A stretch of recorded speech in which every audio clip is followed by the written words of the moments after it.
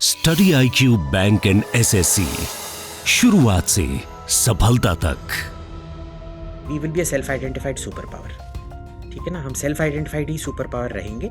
मेरे life time में तो हमने सुपर पावर बनना नहीं है। 2024 elections are coming. So whom do you think would be the finest candidate from the opposition? अरे लटियंस दिल्ली में भी उतना अच्छा सैनिटेशन नहीं था जितना हड़प्पा में था। Do you see there could be convergence between ideology of Savarkar and Ambedkar? मैं इनको तो बाइनरी मानता ही नहीं, क्योंकि ये दोनों एक ही चीज में विश्वास रखते थे कि we want a casteless society. So where is Gandhi among all these things? Is there relevance of Gandhi in today's time?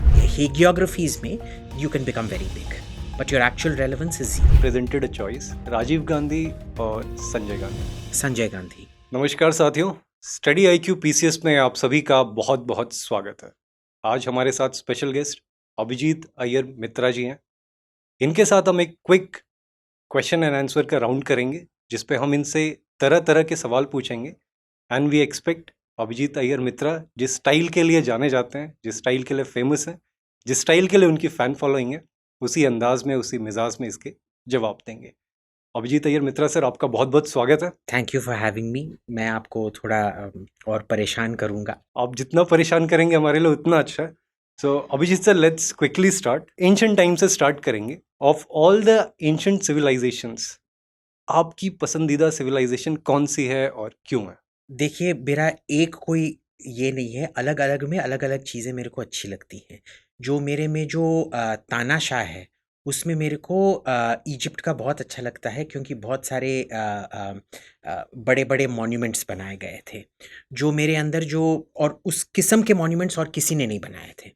और जो मेरे अंदर जो साइको है, उसमें मेरे को मेसोपोटामिया, बहुत सुमेर बहुत अच्छा लगता है, क्योंकि उधर दासों का बलि दे के दफनाया जाता था। तो ये मेरे को बहुत अच्छा लगता है उनके बारे में। और जो मेरे अंदर जो अर्बन प्लानर है, उसमें मेरे को हड़प्पा बहुत अच्छा लगता है, क्योंकि उधर अर्बन प्लानिंग और जो सैनिटेशन था, वो तो आज के ज़माने में भी दिल्ली में ही नहीं पा, अरे लटियंस दिल्ली में भी उतना अच्छा सैनिटेशन नहीं था जितना हड़प्पा में था। सो आजकल दो लाइन ऑफ थॉट हमें सुनने पे मिलते हैं। एक Aryan invasion theory and the next one is Aryan migration theory. So Abhijit Iyer Mitra is on which side? मैं दोनों तरफ हूँ, and I tell you why. ये माइग्रेशन इन्वेजन जो होता है ना, ये म्यूचुअली एक्सक्लूसिव नहीं होते हैं। आपका बहुत आराम से माइग्रेशन, भाई जब आप माइग्रेट कर रहे हो, जो उधर आदिवासी होंगे उनके साथ थोड़ा तनाव तो होगा ही ना। तो मेरे को ये नहीं लगता, मेरे को तो आई फंडामेंटली बिलीव, एंड जो DNA स्टडीज़ भी आ रही हैं, जो हिंदुस्तान में हम कर नहीं पा रहे, वो अमेरिका में किए जा रहे हैं। राजीव खान नाम के एक ये हैं जो कर रहे हैं। जो हड़प्पा मोहनजोदारो का जो पॉपुलेशन था, बहुत मिक्स्ड पॉपुलेशन था। उसमें भी आपको जो स्टेप DNA है जिसे कहते हैं, I believe it's somewhere in Iran, वो काफ़ी सारा मिल जाता है। बट ज़रूर 1500 BC में कोई major gene pool replacement event हुआ है। कम से कम 15% हमारा जीन पूल रिप्लेस हुआ है नॉर्थ इंडिया में, जो वायलेंस के तहत ही होता है। क्योंकि वो 15% जो जीन रिप्लेसमेंट होता है, it is because of the killing of large parts of the male population. It is very specifically targeted towards the male population, indicates invasion of some kind. चलिए Abhijit, that's a good insight. इसी से next question हमारा निकल के आता है, the most underrated या forgotten figure from ancient India. Maybe the kings or governors, whatever they were of Harappa and Mohenjo-daro, we'll never know their names.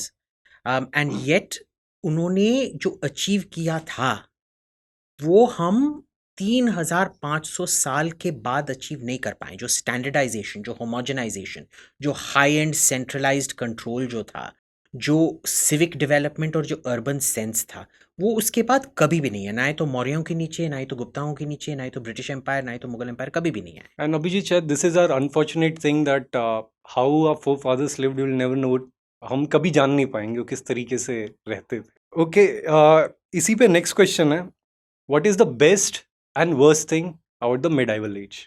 The best thing about the medieval age is कि काफ़ी सारा climate change कम हुआ, क्योंकि लोग बहुत सारे मरना शुरू हो गए। तो उसमें वो ग्रीन हाउस गैसेस जो निकलते थे, वो काफ़ी कम हो गए। और उसमें चंगेज़ खान ने कम से कम 3 करोड़ लोगों को मार के बहुत अच्छा भी किया। तो वो बहुत अच्छा हुआ था। और जो डाउन साइड था, जो डी अर्बनाइजेशन हुआ हिंदुस्तान में स्पेसिफिकली, तभी जो हम आजकल बोलते हैं कास्ट इतना प्रॉब्लम है, वो प्रॉब्लम सब मिडिल एजेस से, वो डीअर्बनाइजेशन होता है, जो रूरलाइजेशन ऑफ द पॉपुलेशन होता है, उसी से पैदा होता है सब। चलिए, this was Abhijit Iyer Mitra being Abhijit Iyer Mitra gave his opinion. So Abhijit, next thing is like of all the colonial powers, whom do you think was the least harmful? Britain, and I tell you why. क्योंकि Britain में एक ये था कि वो बहुत culturally एक किस्म से टॉलरेंट थे, जो और कोई भी नहीं था। फ्रांस भी उतना नहीं था, आई वुड से उनके बाद सबसे कम फ्रांस है। अब देखिए हमारे अब हिंदुस्तान में हिंदुइज्म सब is shades of grey. We are not Abrahamic जो हर चीज़ को सफ़ेद और काला में देखता है, ब्लैक एंड वाइट टाइप के नहीं है। पर हमारा जो आजकल सोच विचार है वो इतना एब्राहमिक है, हर चीज़ good bad evil, this thing, either your Jeetendra और your Amrish Puri, there is no in between. Shades of grey बिल्कुल नहीं होता है। जो ब्रिटेन था, जो हर साम्राज्य होता है, वो बहुत सारे अच्छी चीज़ें करता है, बहुत सारे गंदे चीज़ें करता है। I think on balance Britain ने सबसे कम गंदे चीज़ की और सबसे ज़्यादा अच्छी चीज़ की है। It's never a totally good picture but least. And इसी से निकल के अगली चीज आती है कि क्या हम अपने मन को, वे ऑफ लिविंग को कभी डीकोलोनाइज कर पाएंगे, और इज इट इवन नेसेसरी? दोनों क्वेश्चंस लेते हैं। आई डोंट थिंक नेसेसरी है, नंबर वन, क्योंकि आपको पहले समझना चाहिए कि आप कहाँ से आ रहे हैं। क्योंकि मैंने देखा है जो भी डीकॉलोनाइजेशन की बात करते हैं, उनका सोच विचार ही इतना सफ़ेद काला है और इतना कॉलोनाइज्ड है। जब उनको चाहिए होता है वो एक कॉलोनियल कंस्ट्रक्ट लेंगे, जब उनको नहीं चाहिए होता है कॉलोनियल कंस्ट्रक्ट डिस्कार्ड करेंगे। देखिए जो कॉलोनियल माइंडसेट है वो एक सोच का एक पैटर्न है। अगर उसमें आपको मदद मिले, आप क्यों उसको इस्तेमाल नहीं करना चाहते? So I don't believe it's completely necessary. Use what is useful for you. यानी कि आप हथौड़ा लेके तो अंडे को मारेंगे नहीं, पर अगर आपके पास फोर्क है, ठीक है, फ्रांस से आया होगा या जर्मनी से आया होगा, पर उस फोर्क से अगर आप अंडे को क्रैक कर सकते हो तो इस्तेमाल करो, better than using a Indian हथौड़ा। That's very nice input. So अभी recently there have been revival of forgotten freedom fighters, जैसे उधम सिंह पे भी मूवी बनी। So according to you, like who would be the most inspiring freedom fighter? देखिए मेरा तो ये टर्मिनोलॉजी जो है ना, फ्रीडम फाइटर, इससे ही बहुत प्रॉब्लम है। Because I don't think people realise India didn't win our freedom, we were given our freedom. India stopped being a productive colonial entity by 1919. Some say even by 1911. Net inflow Britain से हमारे को आ रहा था, हमारे को उधर जाना बंद हो गया था, राइट? तो मेरे ये पूरा नॉमेनक्लेचर जो है फ्रीडम फाइटर से बहुत प्रॉब्लम है। पर इन सब में से मैं मानूंगा Savarkar was the best freedom fighter of the lot, not forgotten but the best of the lot, क्योंकि उन्होंने समझा जो बेन गुरियन ने इजराइल में समझा था कि इसके बाद क्या आएगा, कॉलोनियलिज्म के बाद क्या आएगा, और उसको प्राप्त करने के लिए हमको क्या करना पड़ेगा। सावरकर से रिलेटेड नेक्स्ट क्वेश्चन है, in future or in recent time, do you see there could be convergence between ideology of Savarkar and Ambedkar, both socially as well as politically? देखिए मैं इन दोनों में मैं इनको तो बाइनरी मानता ही नहीं हूँ, क्योंकि ये दोनों एक ही चीज में विश्वास रखते थे कि we want a casteless society. आप देखेंगे Savarkar was the progressive wing of what is called the Hindu right today. उनका मानना था कि ये जो कास्ट है, it is reducing the ability of the Hindu to think of himself as a Hindu. वो पहले अपना कास्ट आइडेंटिटी को रखता है, उसके बाद अपना हिंदू आइडेंटिटी को रखता है। तो Hindutva in fact dovetails perfectly into Ambedkarism, ठीक है। I think except the Buddhism conversion, but even there आपने देखा होगा अंबेडकर ने बुद्धिज्म चूज किया। वो क्रिश्चियनिटी चूज करते सकते थे, इस्लाम चूज कर सकते थे, he chose something from the Indic fold to do it. So I think there is a lot of correlation between the two. The problem is जो हिंदुत्व साइड पॉलिटिकल में उतना प्रॉब्लम नहीं है, पर जो अंबेडकरिस्ट पॉलिटिसाइजेशन हुआ है, उनका इंटरेस्ट रहता है एक काइंड ऑफ नैरेटिव में। इसीलिए अंबेडकर के बुक्स में they will only publish the first 6 chapters. They won't publish after the 6th chapter because then it completely destroys their current narrative right now. So politically, in future, can we see a combination of saffron and blue? I think we're already seeing the saffron and blue. In fact, you look at everything that's happening today. You look at the voting patterns. They are voting overwhelmingly for the BJP. BSP कहाँ गया है? BSP का vote तो fully BJP को transfer हुआ है ना। तो आप देखेंगे कि it is already happening without the Ambedkarite parties, that the true Ambedkarites have realized Hindutva is the end goal ultimately. So where is Gandhi among all these things? Is there relevance of Gandhi in today's time? Gandhi was always a media generated flash in the pan.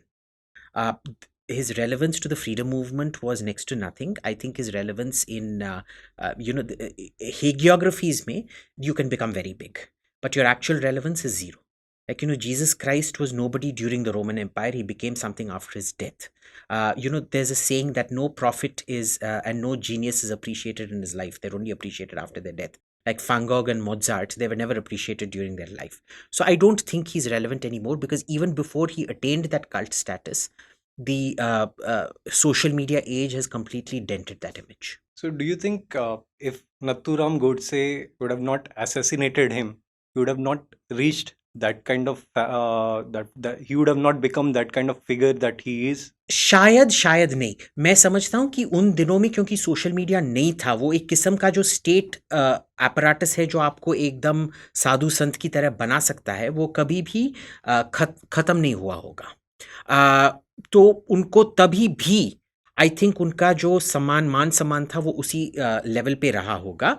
But I mean ये one of those alternate history kind of theories है. But इस जमाने में I don't think he's relevant anymore, and I think he's been taken down several notches by social media and all the truth that keeps coming out about him. So, आज के time में one figure that keeps on echoing from the past is Subhash Chandra Bose. So, do you think that he would have been the finest prime minister that India never had? He would have been the Stalin of India. He would have been the Stalin. He would have been the Stalin of India, and I'll tell you why. आप उनके जाके भाषण देख लीजिए, मैंने कई सारे tweet भी कर रखे हैं. He did not want India to have a democracy. He wanted it to be a dictatorship under him for the next 15-20 years at least. And dictators जब एक बार शुरू करते हैं ख़त्म ही नहीं करते हैं. तो and you know what happens with socialist communist dictatorships? They all break up. Marks ने बोला था ना कि जब मार्क्सिस्ट यूटोपिया अचीव होगा तो the nation state will break up. यही चेक और स्लोवाकिया का हुआ, यही यूएसएसआर का हुआ, सबका यही होता है. तो I am actually quite glad that he did not, and he would have been an absolute disaster. So, on the front of secularism, it is said that Subhash Chandra Bose could have provided a balanced kind of secularism that was needed. So, do you agree with this thing or not? I think what we needed at that point was not secularism. What we needed at that point was industrialization. And I don't think he would have got it either, because I don't think he understood economics very well. It's a hypothetical question.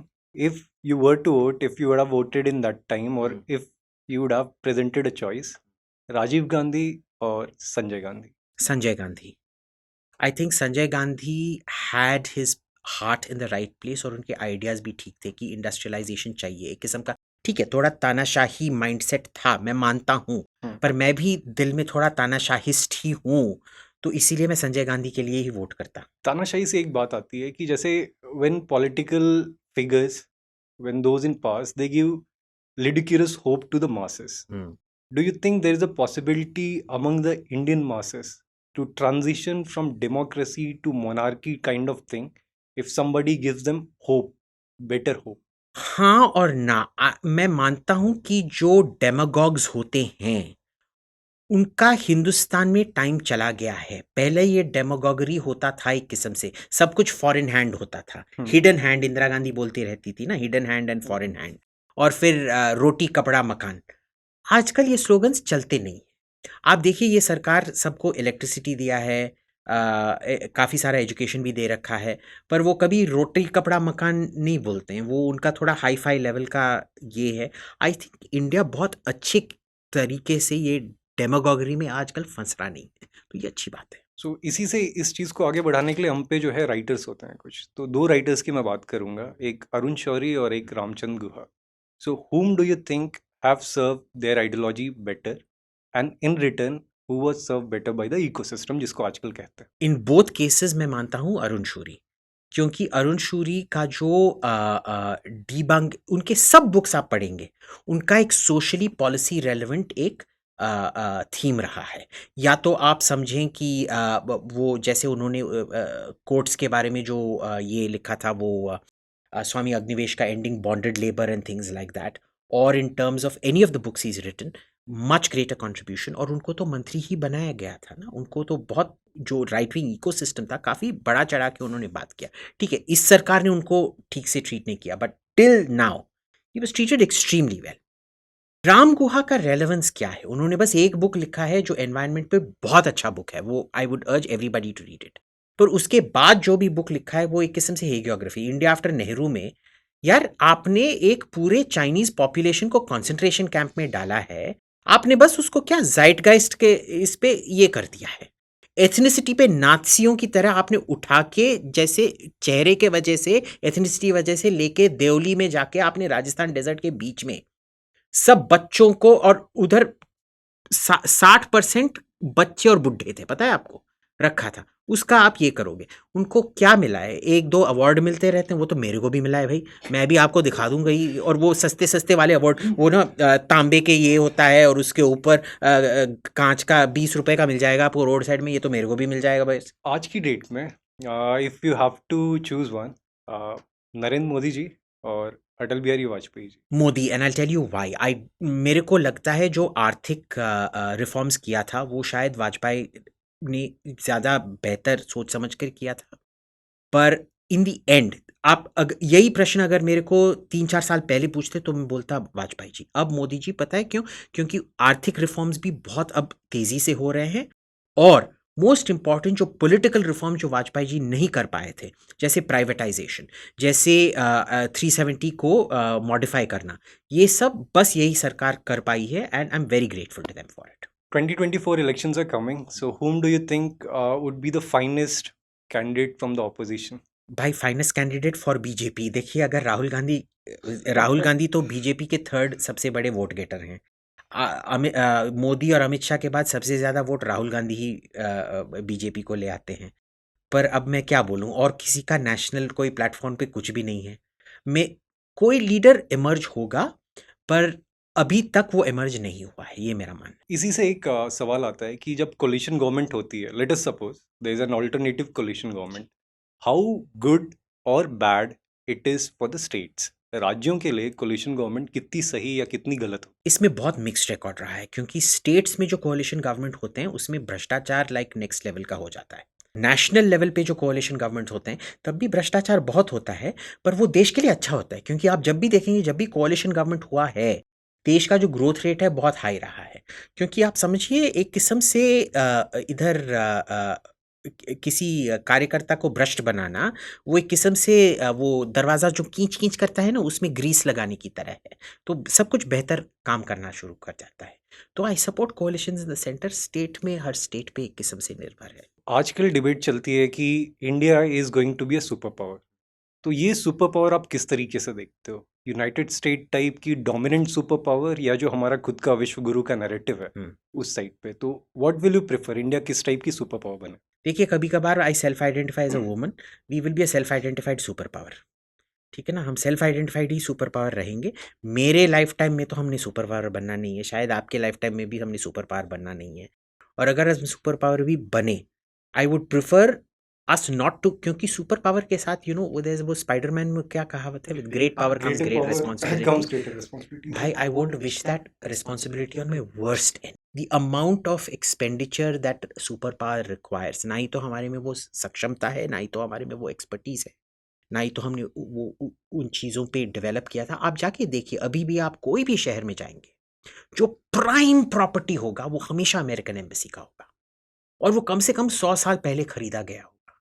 उनको 100 साल पहले ही अंदाजा था कि city में कौन सा सबसे प्राइम प्रॉपर्टी होने वाला है, और तभी जाके दिल्ली में आप जाके देखिए, जो अमृता शेरगिल मार्ग है, जो लोधी गार्डन्स के ऑपोजिट है, जो सबसे महंगा प्रॉपर्टी है दिल्ली में, उधर कम से कम 20% घर अमेरिकन एम्बेसी के लिए अमेरिकन एम्बेसी ने खरीद रखा है उधर।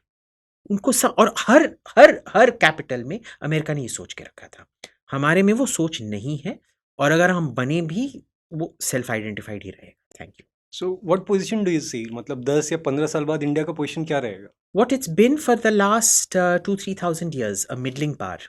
Are we good at that? We're only good at that. We're only good at being mediocre. We excel at being mediocre. सो साथियों, हमारे साथ ये थे अभिजीत अय्यर मित्रा सर, जिन्होंने बहुत ही बेबाक तरीके से अपनी ओपिनियंस रखी थी। आई जस्ट होप आपको ये पॉडकास्ट पसंद आया होगा।